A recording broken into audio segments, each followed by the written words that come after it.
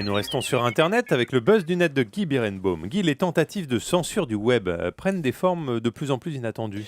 Vous vous souvenez, Guillaume, que fin janvier, je vous ai raconté comment le gouvernement égyptien a coupé l'Internet et les Hmm. communications mobiles pour tenter d'empêcher les révolutionnaires de renverser le pouvoir. La coupure avait duré 5 jours, un blackout numérique inédit. C'est en raison de ce forfait, sans jeu de mots, que l'ancien président égyptien Hosni Moubarak et 2 de ses anciens ministres viennent d'être condamnés à verser 65 millions d'euros d'amende par un tribunal du Caire pour avoir, je cite, porté préjudice à l'économie égyptienne. On pouvait espérer que cette condamnation ferait réfléchir les régimes autoritaires qui essayent de censurer le web. Je pense à Bahreïn, à la Syrie, à la Libye, j'en oublie bien sûr.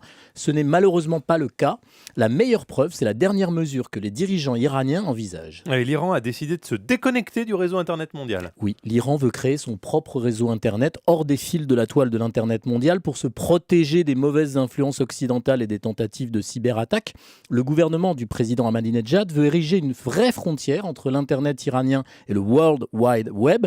On aurait en fait un Internet iranien totalement conçu et surtout contrôlé par l'État et qui viendrait pour se substituer au web mondial, un réseau interne qui permettrait, je cite, de maintenir les codes de moralité islamique. Alors la vérité, c'est qu'il s'agit surtout d'éviter que, comme en 2009, le monde entier soit informé en temps réel des violences subies par les opposants au régime. Et puis il faut aussi se souvenir que les systèmes de contrôle des installations nucléaires iraniennes ont déjà été l'objet d'attaques de virus informatiques et Oui. que l'Iran a développé une vraie paranoïa Qui a sur d'ailleurs le sujet. paralysé son programme Tout à fait. nucléaire.